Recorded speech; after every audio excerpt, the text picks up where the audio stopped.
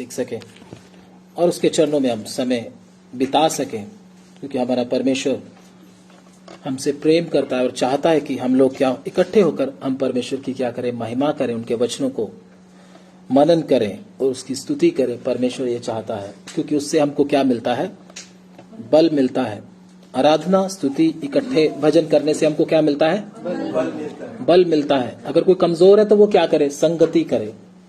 संगति करने में क्या मिलता है? बल मिलता है। जैसे जैसे कोई संगति से पीछे हटता जाता है, उसके अंदर का बल भी क्या होता जाता है? कम होता जाता है। संगति करना हमारे लिए क्या है? अनिवार्य है। संगति किसने शुरू किया था? संगति का काम खुद किसने शुरू किया था? परमेश्वर ने शुरू किया था, क्योंकि वो बहुत जरूरी। यीशु मसीह संगति करते थे या नहीं करते थे? उसको संगति की जरूरत थी। वो किसके साथ करते थे? पिता के साथ। पिता के साथ उसकी क्या थी? पिता के साथ उसकी सहभागिता थी। वचन में लिखा हुआ, पिता के साथ वो संगति करते रहते थे। इसलिए प्रभु यीशु मसीह का जयवंत होने का, यीशु मसीह का शक्ति में भरे रहने का, आत्मा में भरे रहने का रहस्य क्या था? सब बातों को सहन कर लेने का, सब बातों में जयवंत होने का रहस्य क्या था? क्योंकि उसकी पिता के साथ क्या रहती थी? संगति। इसीलिए एक विश्वासी को भी अगर आत्मा में आगे बढ़ना है, जयवंत होना है, बलवंत होना है, तो संगति किसके साथ? परमेश्वर के साथ संगति और प्रभु के लोगों के साथ संगति होना बहुत जरूरी। क्योंकि 2 या 3 मेरे नाम में इकट्ठे होते हैं, मैं उनके बीच में क्या आता हूँ? वो कहते हैं हाजिर होता हूँ। तो आज के वचन मनन के लिए हम वचन पढ़ेंगे यूहन्ना, पहला यूहन्ना। हालेलुया। 1 जॉन चैप्टर 1, पहला यूहन्ना, उसका 1 अध्याय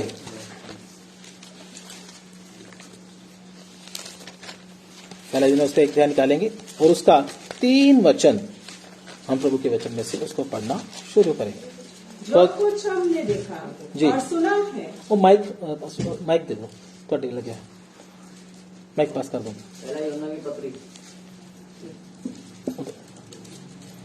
फर्स्ट जॉन चैप्टर 1 वर्स 3, पहला यूहन्ना जो प्रकाशित वाक्य के साथ है, वो यूहन्ना की बात। हाँ, यूहन्ना की पहली पत्री, पहला यूहन्ना, फर्स्ट जॉन चैप्टर 1 वर्स 3। दोबारा पढ़ दीजिए। जो कुछ हमने देखा और सुना है उसका समाचार तुम्हें भी देते हैं। उसका समाचार किसको देते हैं? तुम्हें भी देते हैं। इसलिए कि तुम भी हमारे साथ सहभागी हो। तुम भी हमारे साथ क्या हो जाओ? सहभागी का मतलब जुड़ जाना, सहभागी हो जाना। ठीक है, आगे। और हमारी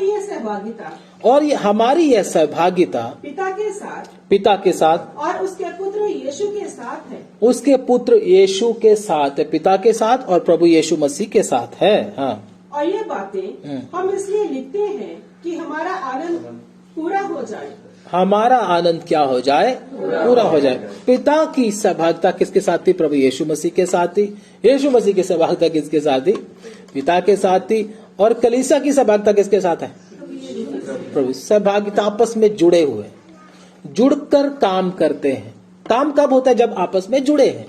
जब आपस में जुड़े नहीं तो काम होगा नहीं। आज विश्वासी के जीवन में काम क्यों नहीं होता? एक दिक्कत है, क्योंकि वो क्या नहीं है?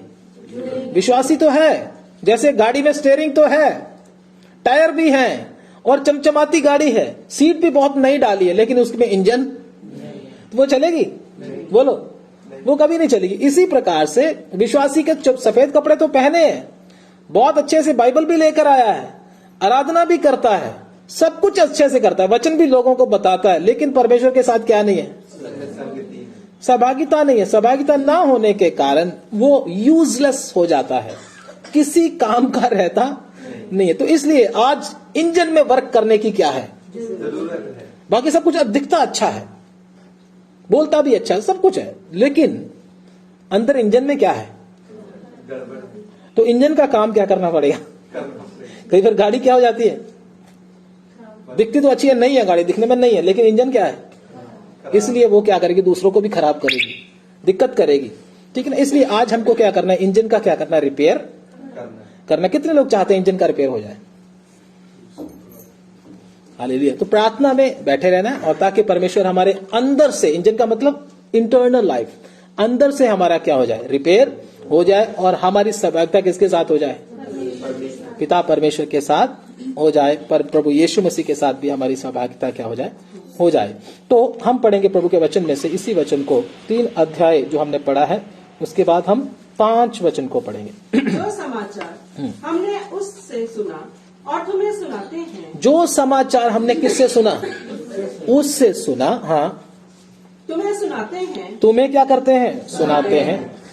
वह ये है हाँ, कि परमेश्वर ज्योति है। वह यह है कि परमेश्वर क्या है, क्या है परमेश्वर, ज्योति का मतलब लाइट, रोशनी। हाँ, उसमें कुछ भी अंधकार नहीं, उसमें कुछ भी अंधकार नहीं। ध्यान से सुनना, कोई भी उसके अंदर कमी नहीं, कोई घटी नहीं, कोई अंधकार नहीं, बल्कि वो क्या है, एक अद्भुत ज्योति की तरह। हाँ, यदि हम कहें कि उसके साथ हमारी सहभागिता है और फिर अंधकार में चले तो हम झूठे हैं और हाँ, सत्य पर नहीं चलते। यदि हम क्या करें, अगर हम बोले कि हम क्या है, हमारी सहभागिता उसके साथ है और अंधकार में चले तो हम झूठे हैं और सत्य पर नहीं चलते, और हम सत्य पर नहीं चलते। इन सब वचनों को आज हम थोड़ी देर के लिए सीखेंगे और आप प्रार्थना में रहेंगे, प्रार्थना भी करते रहेंगे ताकि परमेश्वर का आत्मा हमको समझाए। मैं आपको नहीं समझा सकता, मैं आपको जितना भी अब मैं जोर लगा लूं, मैं आपको नहीं समझा सकता। समझाना किसने है, परमेश्वर के आत्मा ने। अगर परमेश्वर का आत्मा ही आपको ना समझाए तो मेरी मेहनत भी क्या है। लेकिन परमेश्वर का आत्मा समझाएगा कब, जब आपका वचन को समझने का मन होगा। अगर आपका ध्यान इधर उधर भटक रहा है, आपका मन नहीं है, तो परमेश्वर का आत्मा आपको कुछ भी समझाएगा नहीं। तो इसलिए हमेशा परमेश्वर के वचन को, आप परमेश्वर की नजर आपके मन पर है, आपकी शक्ल पर नहीं, आपके एक्टिंग पर नहीं।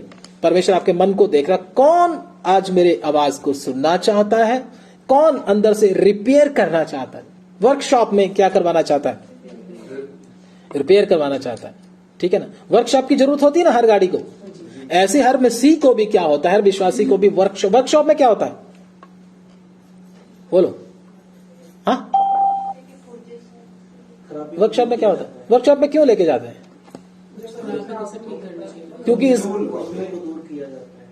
कमियों को क्या, ये क्योंकि ये गाड़ी क्या है, चल कर आई है, इसने काम किया है, अब इसको क्या है, सर्विस की भी क्या है, सर्विस की जरूरत है। तो सर्विस की जरूरत है तो क्या करना पड़ेगा, उसको सर्विस स्टेशन पर आना ही पड़ेगा। उसमें क्या होगा, उसके अंदर की कमियों को क्या किया जाएगा, पहले तो दिखाया जाएगा ये कमियां हैं, और फिर उसके बाद क्या किया जाएगा, उस पे काम किया जाएगा और उसको ठीक करके फिर रोड पे भेज दिया जाएगा। अब तो चल, कोई दिक्कत नहीं। सर्विस करके जब सर्विस से निकलकर जब गाड़ी रोड पे आती है तो वो कैसे चलती है, जब सर्विस स्टेशन के अंदर आती है वो समय सुना कभी, देखा कभी सिस्टम, कई तो ऐसे ही लेकर आते बड़ी मुश्किल से, पसीने छूटते होते हैं, और कई तो रुक रुक के चलती है, कईयों को धक्का लगा के लेना पड़ता है। अलग अलग तरीके से लोग गाड़ियों को, कईयों का टायर पंक्चर हुआ होता है ना, कईयों के टायर फट गए होते हैं, अलग अलग तरह की प्रॉब्लम लेकर। कई धुआं बहुत ज्यादा मारती, गर्म जल्दी हो जाती है ना, बहुत जल्दी गर्म हो, थोड़ी सी स्टार्ट करो इतनी गर्म हो जाएगी, धुआं निकलना शुरू हो जाएगा। ऐसे ही विश्वासी भी बहुत सारे कई बहुत गर्म हो जाते हैं। तो क्या किसकी जरूरत है, सर्विस की क्या है, ताकि जब रोड पर आए तो बड़े आसानी से स्मूथली चल सके। तो इसलिए उसको ठीक करने के लिए क्या है, टूल, उसको ठीक करने का टूल कौन सा है, मैं औजार उसकी हिंदी नहीं पूछ रहा हूं, मैं पूछ रहा हूं कौन सा है, परमेश्वर का वचन। हालेलुया। हाँ, तो परमेश्वर का दास यूहन्ना, कौन, यूहन्ना कौन था, यूहन्ना कौन था, ये यूहन्ना बपतिस्मा देने वाला नहीं है, यीशु मसीह का सबसे छोटा और प्रिय चेला यूहन्ना, छोटा यूहन्ना, वो बड़ा यूहन्ना है, ये कौन है, छोटा यूहन्ना, यीशु मसीह के चेलों में से एक। ये सबसे छोटा है, इसने बहुत से प्रभु के अद्भुत कामों को देखा है, एक्सपीरियंस है। ये पत्रियां इसने लगभग 95 की एज में लिखना शुरू किया है। यूहन्ना ने सबसे लेट पत्रियां लिखी है, बाकी सबने क्या लिख दिया, लेकिन इसने क्या किया, पहले जाना है, समझा है, बहुत सारे लोगों के जीवन को देखा है, बहुत सारी कलीसियाओं को बनते देखा है, बहुत सारी कलीसियाओं का पतन होते भी देखा है, परमेश्वर की सामर्थ को देखा है, आत्मिक वरदानों को चखा है, बहुत सारे ऐसे भाइयों को देखा जो धोखा देने वाले हैं, बहुत से ऐसे लोगों को देखा है जो यहूदा इस्करियोती की तरह थे। बहुत सी घटनाएं देखते देखते देखते देखते क्या हो गया, बहुत कुछ मालूम हो गया, लेकिन फिर भी क्या रहा, चुप रहा। पहले नहीं, थोड़ा सा मालूम होगा, बोलना नहीं शुरू कर दिया इसने क्या किया है, इसने धीरज रखा है, धीरज के साथ देखता रहा, अपने आप को दिखाने की कोशिश इसने बिल्कुल सबसे बाद में, यीशु मसीह के चेलों में से सबसे छोटा, जब सब चेले मर गए, सबने अपना अपना काम कर दिया, उसके बाद ये भी क्या हुआ, उठकर आया है। उसके पहले उसने बोला मेरे भाई आगे बढ़ रहे, उनको बढ़ने दो आगे, मैं अभी बोलने वाला, अभी कुछ नहीं मैं लिखने वाला, मैं सिर्फ देखूंगा। तो फिर ये जब ये चीजें हो गई, उसके बाद 95 साल का जब इसको एक्सपीरियंस हो गया, 95 साल की उम्र जब इसकी हो गई, उसके बाद 65 साल का लगभग एक्सपीरियंस है, 95 की इसकी एज है लगभग, तो ये क्या कर रहा है, मुंह खोलना शुरू कर रहा है, इतना बूढ़ा होने के बाद बता रहा है बहुत सी चीजें। तो क्या बता रहा है ये प्रभु के वचन में से हम सीखेंगे। और आत्मिक वरदानों को चखा है, मैंने आपको बताया, और बहुत सारे कामों को इसने, परमेश्वर के कामों को होते हुए देखा है, अपने जीवन में बहुत सारी घटनाओं को भी देखा है, भूत भी निकाले हैं, अद्भुत काम भी इसने किए हैं, बहुत सारा प्रचार भी इसने किया है, उपदेश भी लोगों को बताया, बहुत सारी बातें बताई हैं। लेकिन अंत में आकर ये क्या, किसकी बात कर रहा है, जीवन और सहभागिता की बात कर रहा है। किसकी बात कर रहा है, जीवन और सहभागिता। इसका कहने का मतलब क्या, निचोड़ क्या है, जीवन और सहभागिता के बिना एक विश्वासी, एक सेवक किसी काम का, चाहे ज्ञान उसको कितना भी हो, अगर उसकी लाइफ नहीं है, अगर उसकी सहभागिता परमेश्वर के साथ नहीं है, तो वो विश्वासी भी नहीं है। इसलिए परमेश्वर का दास क्या बोलता है, इस वचन को हम दोबारा पढ़ेंगे, 1 का 2 पढ़ दो पहले। ये जीवन प्रकट हुआ, ये जीवन क्या हुआ, ये जीवन किस में से प्रकट हुआ, दिलो बताएं, यीशु मसीह से प्रकट हुआ। जीवन अदृश्य था पहले, लेकिन जब प्रभु यीशु मसीह आया, उसके द्वारा क्या हो गया, प्रकट हो गया। आगे, और हमने उसे देखा, हमने उसे क्या किया है, उस समय किसने देखा था यीशु को, इसने देखा था, जीवन को देखा था। आज किसको देखना है, आज लोगों ने हमारे अंदर किसको देखना है, ज्ञान को नहीं बल्कि जीवन को देखना है। जीवन भी कब आएगा, जब सहभागिता होगी। ऊपर से कुछ आएगा तभी तो दिखा पाएंगे ना, जब कुछ आएगा नहीं तो दिखाएंगे क्या। ज्ञान का तो सबको पता चल जाता है, क्योंकि ज्ञानी आदमी बहुत जल्दी गर्म हो जाता है। मैं आपको एक निशानी बताता हूं ज्ञानी आदमी की, ज्ञानी आदमी गर्म बहुत जल्दी होगा। क्यों, क्योंकि वो गाड़ी में पेट्रोल है करके शोर मचाता, लेकिन पेट्रोल है, उसके इंजन में क्या है, जल्दी गर्म होने वाला व्यक्ति क्या है, इंजन में क्या है, दिक्कत है, उसको काम की जरूरत है, वर्कशॉप में आराम से सब कुछ छोड़ जाकर के बैठने की क्या है, जरूरत है, तब उसका क्या होगा, सिस्टम सही होगा। तो ज्ञानी, परमेश्वर को ज्ञानी नहीं चाहिए, परमेश्वर को क्या चाहिए, जीवन और सहभागिता। आगे पढ़ दीजिए। यह जीवन प्रकट हुआ और हमने उसे देखा और उसकी गवाही देते हैं, उसकी गवाही देते हैं। हमारी गवाही भी किसने देना है, हमारी गवाही लोग कैसे देते हैं, बोलिए, आप में से कोई बता सकता है, हमारी गवाही को कैसे देगा और देते हैं। सबसे पहले हमारे परिवार वाले हमारी गवाही देंगे, फिर जिधर हम काम करते वो हमारी गवाही देंगे, फिर गली मोहल्ले वाले हमारी गवाही देंगे। आप जरा खुद ही सोच लो, हमारी गवाही लोग कैसे देते हैं, जरा सोच के देखो थोड़ा सा। क्या बोलेंगे सबसे पहले, क्या बोलेंगे, बोलो ना, क्या बोलेंगे सबसे पहले, ये बड़ा गुस्सैल है, बड़ा गुस्से वाला है, इसके अंदर धीरज के नाम की कोई चीज है ही, इसके अंदर दया नाम की कोई चीज है ही, बोलेगा ना, बोलेगा। ये हमारी गवाही लोग ये देते हैं। लेकिन यीशु मसीह की गवाही क्या दी चेलों ने, बोलो ना, वो प्रेम है, बोला ना, वो ज्योति है, यही ना, यही बोला ना, वो क्या है, अनुग्रहकारी है, वो दयालु है, वो प्रेम करने वाला है, विलंब से क्रोध करने वाला है। बहुत सारे गवाही प्रभु यीशु मसीह की उसके चेलों ने दी है। यही बोला ना। और क्या है, मृत्यु के ऊपर जयवंत होने वाला है। और वो क्या है, पवित्र है। जो इन्होंने देखा वही गवाही दी। वो हमारी गवाही भी यही होनी चाहिए अगर उधर पहुंचना है तो, इधर धरती के ऊपर ही। ये मत सोचना प्रभु के लोगों की तो लोग बदनामी करते रहते, बदनामी। अरे भाई, हमेशा थोड़ी ना बदनामी करते रहेंगे, सभी थोड़ी ना बदनामी करेंगे। किसी ने तो, विश्वासियों ने, हमारे बहन भाइयों ने, हमारे रिश्तेदारों ने तो हम में से कुछ देखना चाहिए। उन्होंने तो गवाही सही होना चाहिए। सभी थोड़ी ना गलत गवाही देंगे। यीशु मसीह की गवाही सब सारे गलत ही दे रहे थे, बोलो। उसके चेलों ने क्या किया, सच्ची गवाही दी ना। सब तो नहीं खिलाफ कर रहे थे ना उसके। सच्ची गवाही अगर होगी, चाहे कम लोग हों, लेकिन देंगे जरूर। इसलिए हमारी गवाही भी क्या होनी चाहिए, प्रभु यीशु मसीह की गवाही की तरह होनी चाहिए। आगे पढ़ दीजिए। और तुम्हें उस अनंत जीवन का समाचार देते हैं, हाँ। जो पिता के साथ था और हम पर प्रकट हुआ। हाँ। जो कुछ हमने देखा और सुना है, उसका समाचार तुम्हें भी देते हैं। हाँ। इसलिए कि तुम भी हमारे साथ सहभागी हो। बस इधर इतना ही काफी। तो आज का विश्वासी भटक किधर गया? आज का विश्वासी जीवन और सहभागिता के ऊपर जोर देता, वो किधर फंस गया? वो फंस गया उपदेश की बातों में, बहस करने में। तूने सफेद कपड़े नहीं पहने, तेरी मूछें ऐसी हैं, तेरे कपड़े ऐसे हैं, तुम्हारे घर में ये टंगा है, तूने वो पहना है, तूने ये उतार दिया, तूने वो पहन लिया, तुमने ऐसी बातों में क्या हो गए? इधर उधर की बातों में फंस गए। क्या हो गया? तुमने कौन सा बपतिस्मा लिया, कितनी बार बपतिस्मा लिया, ठीक है, इधर उधर की ना बातें जो कोई मायना नहीं रखती। ये सब बातें क्या है, खत्म होने वाली है। परमेश्वर हमको कौन सी बातें बताना चाहता है? ये आदमी, परमेश्वर का दास, जीवन और सहभागिता, ये कभी खत्म होने वाली जीवन कभी खत्म होगा? सहभागिता परमेश्वर के साथ कभी खत्म होगी?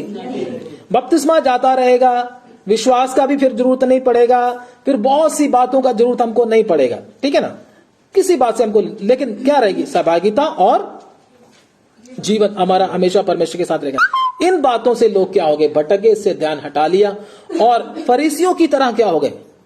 बहसबाजी करने में क्या हो गए? लग गए। तू गलत है, ये ठीक है, वो गलत है, ये ठीक है, ऐसा से करने में लग गए। इसलिए आज का विश्वासी क्या हो गया? मार्ग से क्या हो गया? भटक गया। ये उस गाड़ी की तरह है जिस गाड़ी को क्या करें, जिस गाड़ी को बाहर से क्या किया जा रहा है, उसके टायरों को चमकाया जा रहा है, उसके स्टीयरिंग भी बहुत पॉलिश लगाकर साफ किए जा रहे हैं, बाहर से भी बहुत अच्छी तरह चमक रही है, लेकिन उसके अंदर क्या नहीं है? इंजन नहीं है। तो इंजन नहीं है तो ऊपर ऊपर से चमकाने का कोई फायदा है? बोलो। मेन चीज तो है नहीं जो होनी चाहिए। ऊपर ऊपर से ये चीज, वो चीज, ये ऐसा नहीं करते, वो ऐसा करते, वो ऐसे बैठते हैं, वो ऐसे खड़े होते हैं, वो ऐसा गीत गाते हैं, ठीक है। इन चक्रों में विश्वासी और सेवक भी क्या हो गए? फंस गए। वो एक दूसरे के ऊपर दोष देने लगे, लेकिन जीवन और सहभागिता परमेश्वर के साथ है नहीं। और कलीसियाएं और सेवक भी क्या हो गए? बर्बादी की तरफ चले गए। ऐसा हो रहा है कि नहीं हो रहा? आपस में लड़ाई झगड़ा क्यों हो रहा? कारण जीवन और सहभागिता के ऊपर ध्यान दिया नहीं जाता है। केवल ऊपर ऊपर की बातों में घूमते हैं। उनका वो ऐसा वचन में बताते हैं, वो ये करते हैं, वो करते हैं, वो ऐसे कपड़े पहनते हैं, वो ऐसे। ये सब क्या है? बाद की बात है। पहले हमारा सबसे जरूरी की चीज क्या होनी चाहिए? हमारा पिता के साथ संबंध और हमारा जीवन होना चाहिए। बहुत सारे विश्वासी भी सवाल करते हैं, ये क्यों नहीं, ऐसा क्यों नहीं है। मैं एक ही बात करता हूं। क्या बात करता हूं? तुम्हारा परमेश्वर के साथ संबंध है? नहीं तो फिर ये बात करने का कोई तुमको फायदा है ही नहीं। पहले परमेश्वर के साथ संबंध ठीक करो, ये चीजें बाद में होने वाली हैं। तो इन बातों में ना उलझे। मेरी बात समझ रहे हैं ना आप लोग? परमेश्वर पिता के साथ मेरा संबंध ही नहीं है। जब तुरी की आवाज आएगी तो क्या होगा? सुनाई देगी? उसी को तुरी की आवाज, प्रभु जब आएगा बादलों के ऊपर, तुरी की आवाज उसी को सुनाई देगी जिसका कनेक्शन उसके साथ क्या है? जिसका कनेक्शन ही उसके साथ नहीं जुड़ा हुआ, उसको कुछ भी सुनाई, उसको तो बाद में पता चलेगा। यीशु मसीह आया और कलीसिया को ले गया, उसके साथ ऐसा होगा। लेकिन अगर आपकी सहभागिता उसके साथ होगी, आपका जीवन आपके अंदर यीशु मसीह की तरह लाइफ होगी, तो प्रभु आपको जरूर स्वर्ग में क्या करेगा? लेकर जाएगा। यूहन्ना भी पहले ऐसा ही था, हमारी तरह था। जैसे हम थे ना, जैसे हम हैं, थे नहीं, जैसे हम हैं वैसे ही क्या यूहन्ना भी वैसा ही था। हाँ, सच में परमेश्वर का वचन तो क्या सच्चा है। यूहन्ना भी वैसा ही था पहले। देखे जरा थोड़ा उसको, कैसा था यूहन्ना पहले, जो बड़ी बड़ी बात अब कर रहा है। ऐसे क्या पता चलता है? ये सयाना हो गया। ये क्या हो गया? सयाना होगा, समझदार हो गया, इसकी बातों में क्या चलता है पता चलता है। तो देखते इसका बैकग्राउंड थोड़ा सा, ये करता क्या था पहले। पढ़े प्रभु के वचन में से यूहन्ना लूका रचित सुसमाचार, सभी निकालेंगे, बाइबल को खोलेंगे, लूका रचित सुसमाचार निकालेंगे। इस यूहन्ना के बारे में थोड़ा सा हम देखते हैं। लूका 9 अध्याय निकालेंगे सब विश्वासी लोग। लूका 9 अध्याय और उसका 51 से पढ़ना शुरू करेंगे।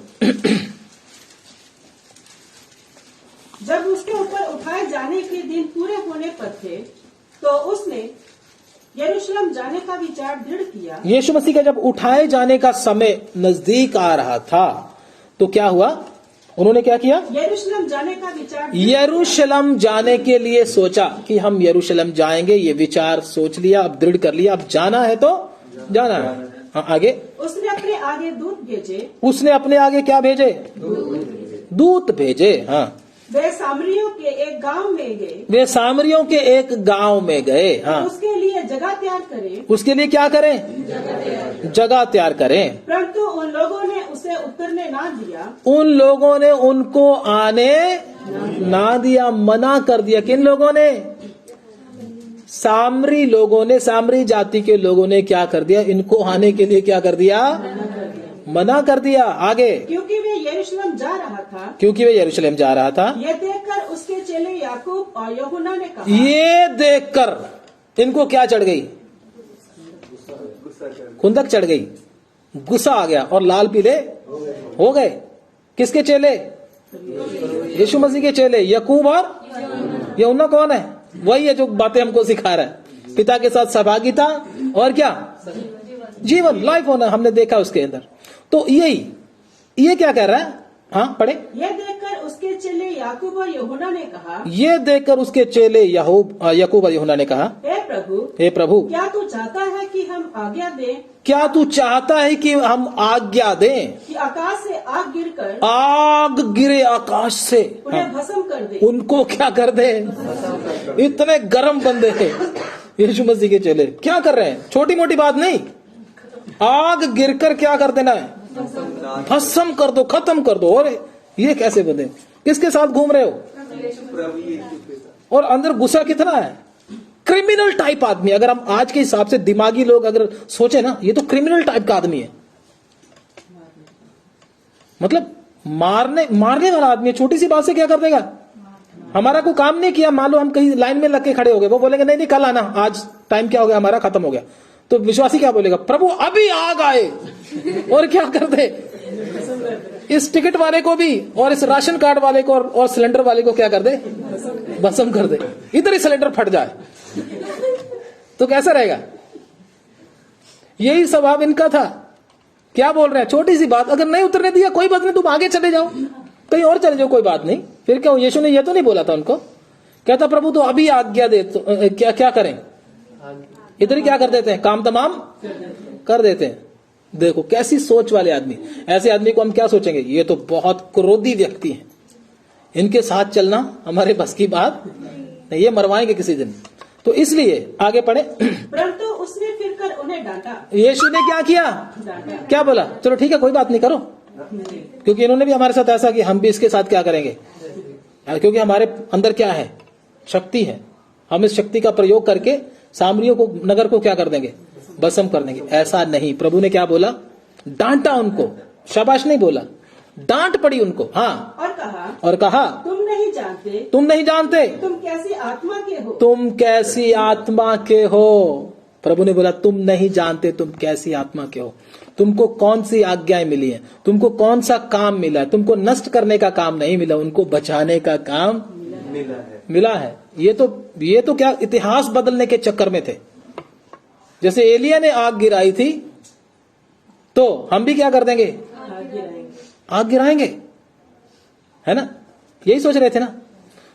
तो वचन में लिखा तुमने अगर बुरा सोच भी लिया अपने भाई के प्रति, जलन कर भी लिया, बैर कर भी लिया, तो क्या हो गया? तू क्या है? हत्यारा है। तो हत्यारे यीशु मसीह के साथ क्या कर रहे थे? घूम रहे थे उस समय। अगर देखा जाए तो इनके स्वभाव को देखकर इतना गुस्सा, तुम मेरी बात नहीं मानोगे तो हम तुमको क्या कर देंगे? मार डालेंगे।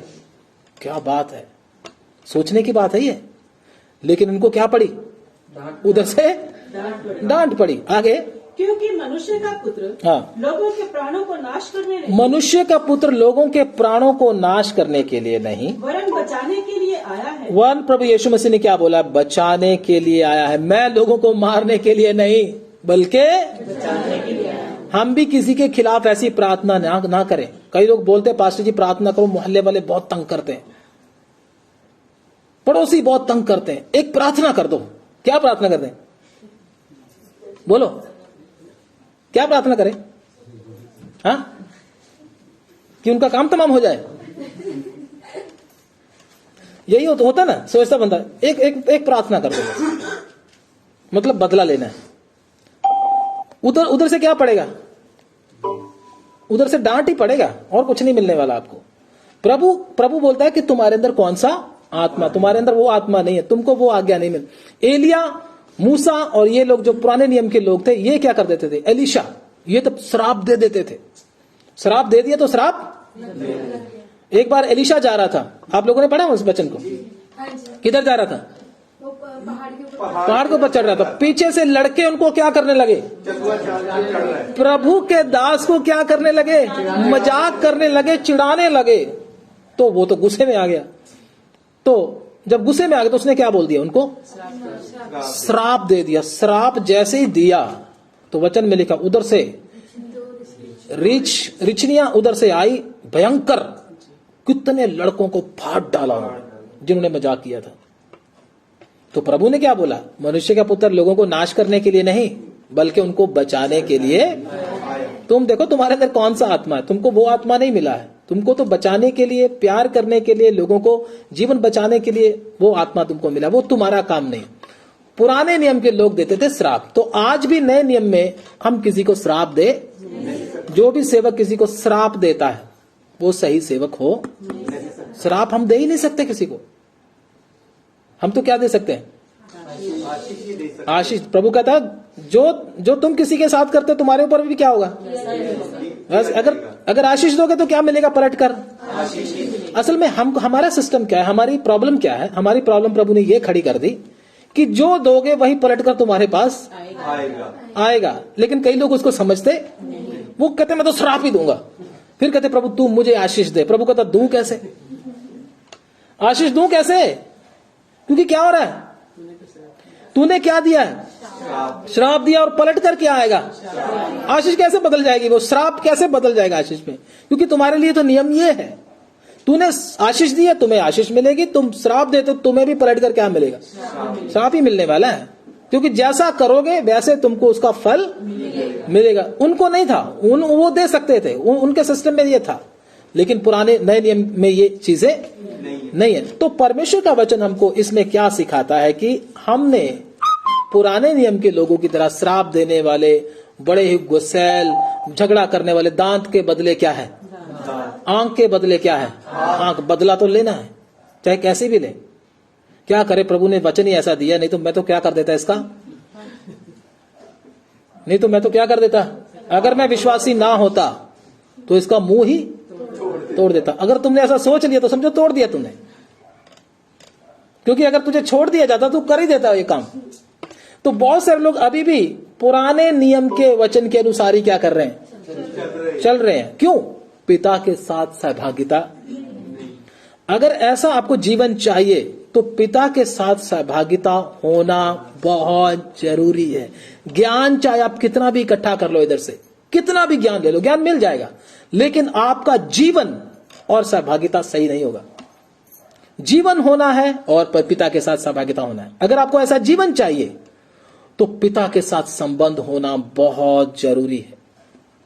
इसलिए इस बात को याद रखना, नहीं तो हम बस कोशिशें करते रहेंगे, लड़ते रहेंगे, भिड़ते रहेंगे आपस में, और पुराने नियम के लोगों की तरह चलते रहेंगे, उधर तक पहुंच नहीं सकते। उधर तक पहुंचना है तो दो बातें आज याद रखना, लंबा नहीं है ज्यादा।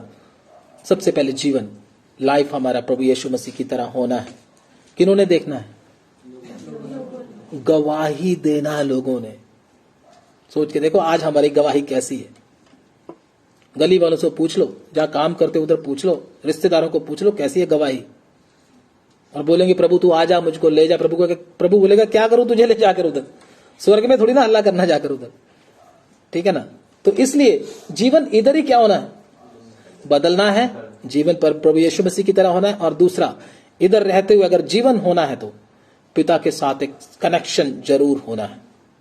ये लाइट इस घर में क्यों जल रही है, किसके साथ कनेक्शन है, बिजली घर। इधर बाहर कौन है, थोड़ी दूर गली के बाहर कौन है, उसके साथ क्या है, तभी इधर बिजली आ पा रही, नहीं तो बिजली आएगी।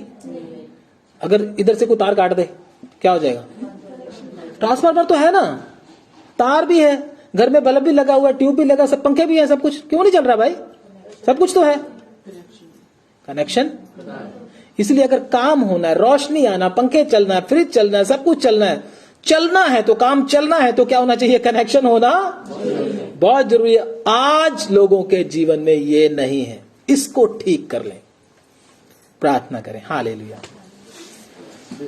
प्रभु को बोले, प्रभु ये मेरे अंदर होना जरूरी है। मैं प्रभु जी उलझनों में पड़ा हूं,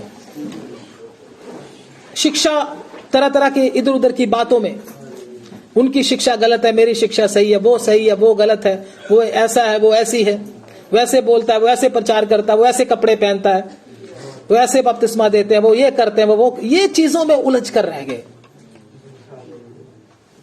गलतियां निकालने के चक्कर में।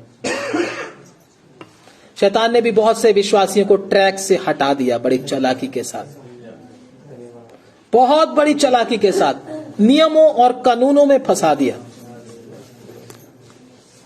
तुम लोग ये नियम नहीं मानते, तुम लोग वो नियम नहीं मानते, तुम लोग ये नहीं करते, तुम लोग ये नहीं करते।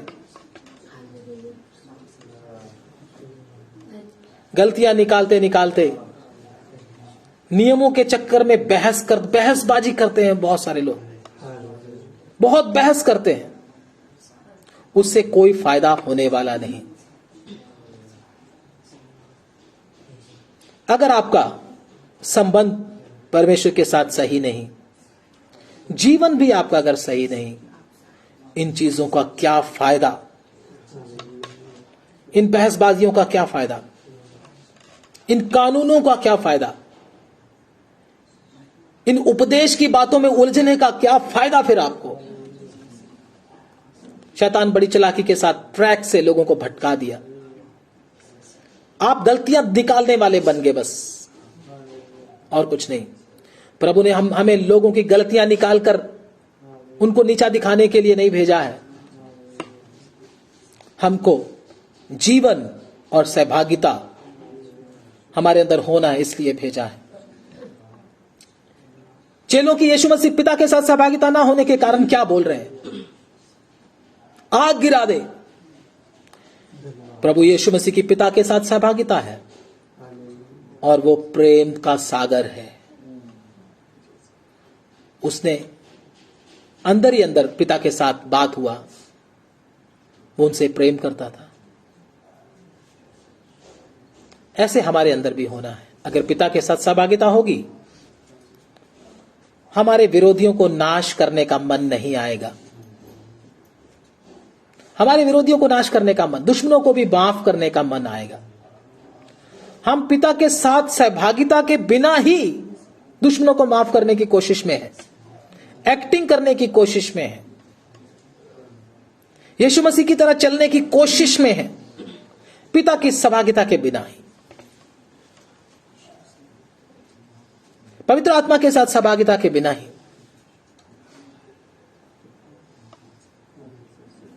चलने की कोशिश में नहीं होगा, जीवन प्रकट नहीं होगा।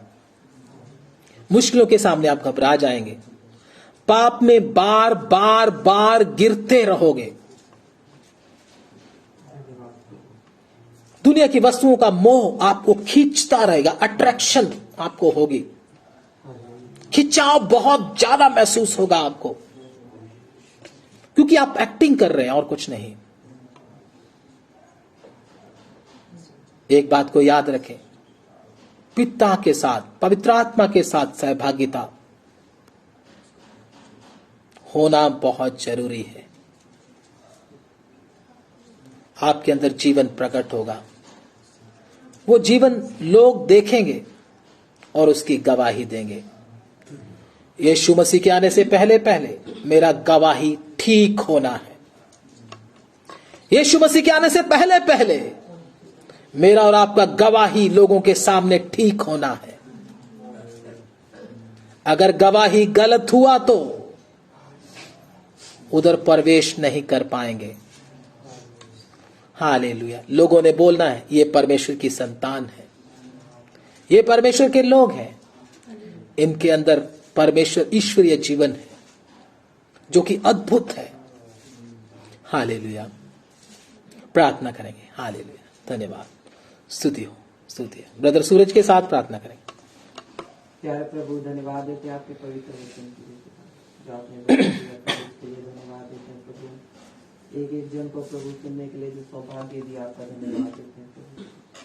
प्रभु आपका पवित्र वचन प्रभु हमारे पाँव के लिए दीपक और मार्ग के लिए उजाला है प्रभु। हालेलुया। पिता परमेश्वर प्रभु, धन्यवाद देते हैं सर्वशक्तिमान परमेश्वर प्रभु। पिता हम दिन प्रतिदिन प्रभु तेरे साथ संगति करने में बढ़ते जाएं प्रभु जी, एक दूसरे के आत्मिक उन्नति का कारण बने प्रभु। धन्यवाद हो। हालेलुया। ताकि हम प्रभु अपना जीवन तुझे प्रसन्न करने योग्य बना सके खुदा। पवित्र आत्मा जी आप एक एक जन की सहायता कीजिए प्रभु जी। हम सबका निरंतर ले लीजिए प्रभु जी। आप चलाएं प्रभु प्रत्येक एक जन को खुदावन बाप। धन्यवाद देते हालेलुया। पिता आज का दिन हमें दिया प्रभु जी और अपने वचन को सुनने के लिए दिया पिता। धन्यवाद देते प्रभु आपके पवित्र वचन के लिए पिता। खुदावन बाप सारी विनती प्रार्थना को आपके हाथों में सौंपते हैं प्रभु। एक एक जन को आपके हाथों में सौंपते हैं। बुद्धि और समझ खोलिएगा प्रभु जी। जिस रीति से आप हम सबको बनाना चाहते हैं प्रभु, हम सब प्रभु उस रीति से बनने पाए प्रभु जी। धन्यवाद के साथ आगे के समय को भी आपके हाथों में सौंपते हैं प्रभु। अपने दास को आपने इस्तेमाल किया, आपका धन्यवाद देते हैं। इस विनती प्रार्थना को अपने उद्धार करता प्रभु यीशु मसीह के नाम से मांगते हैं। आमीन, आमीन। आइए अभी थोड़ी देर में हम प्रभु भोज की इधर सेवकाई है, प्रभु भोज की सेवकाई में हम भाग लेंगे और उसके बाद हम आखिरी आशीर्वाद की प्रार्थना करेंगे। अभी आशीर्वाद की प्रार्थना हम नहीं कर पाएंगे। जितने लोग हमारे बहन भाई हमारे साथ ऑनलाइन हैं, सबको जय मसीह की। प्रभु आपको बहुत बहुत आशीष दे। प्रभु के दास आपके लिए प्रार्थना कर देंगे। उसके बाद आप लोग मीटिंग से लेफ्ट हो सकते हैं। प्रभु के दास प्रार्थना करेंगे, उसके बाद हम लोग शुरू करेंगे प्रभु भोज की सेवकाई।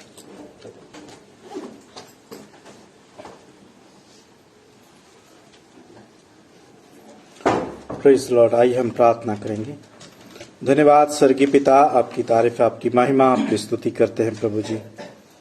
तेरे वचनों के लिए स्तुति गान, हम तेरी महिमा स्तुति आराधना किया, उसके लिए तेरा धन्यवाद प्रभु। सब जितने भी लोग ऑनलाइन होकर प्रभु तेरी आराधना स्तुति महिमा किया, तेरे वचन को सुना, जहाँ सुनेंगे सबके लिए तेरा धन्यवाद करते हैं प्रभु जी। तेरी तारीफ करते हैं। अगर कोई बीमार है, शारीरिक रूप से कमजोर है प्रभु यीशु जी, आप शुक्र चंगा करे मेरे खुदा। दुष्ट की सारी युक्तियां यीशु मसीह के नाम से खत्म हो जाए। अगर कोई आत्मिक रीति से कमजोर है प्रभु यीशु जी, आप उठा खड़ा करे, बलवंत करे, विश्वास में दृढ़ करे प्रभु जी। दिन प्रतिदिन तुम में आप में बढ़ते चले जाएं प्रभु यीशु। दया करो, कृपा करो प्रभु जी। अगले सारे समय को तेरे हाथों में सौंप देते हैं प्रभु जी। तेरी मेज में शामिल होने के लिए जा रहे जो हम यहाँ पर बैठे प्रभु जी, सबके लिए भी आपका धन्यवाद करते प्रभु जी। हर एक जन प्रभु जी अनुचित रीति से प्रभु जी तेरी मेज में शामिल होने पाए, बरकत और आशीष दे प्रभु जी। अगले सारे समय के लिए आपका धन्यवाद यीशु मसीह के पवित्र और सामर्थी नाम से मांगते हैं। सबको जय मसीह की।